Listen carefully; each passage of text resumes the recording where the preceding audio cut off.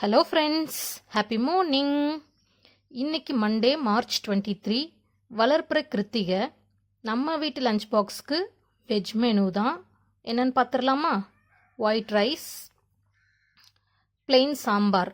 காய் எதுவுமே சாம்பாருக்கு இல்லாதனால பிளெயினாக வச்சாச்சு. பிளெயின் சாம்பார். அப்புறம் பொரியலுக்கு புடலங்காயும் கடலைப்பருப்பும் போட்டு தேங்காய் திருகி போடுற பொரியல் ரொம்பவே நல்லாயிருக்கும். டேஸ்ட்டாக இருக்கும். பார்க்கவே நல்லா இருக்குல்ல, டேஸ்ட்டாகவும் இருக்கும்.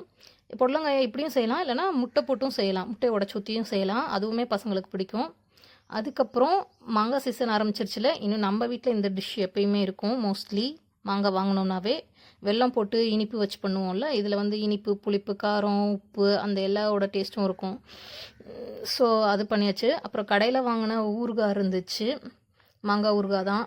பெரியவனுக்கு இனிப்பு மாங்காய் பிடிக்காதுன்றனால இந்த மாங்காய் ஊறுகாய் எடுத்துப்பான். அப்புறம் பசங்க ஸ்நாக்ஸுக்கு வீட்டில் சேவல் இருந்துச்சு, அதையும் பேக் பண்ணியாச்சு. ஸோ இன்னும் லஞ்ச் பேக் பண்ண வேண்டியதான். ஒரு 7:45 சமையல் முடிஞ்சிருச்சு.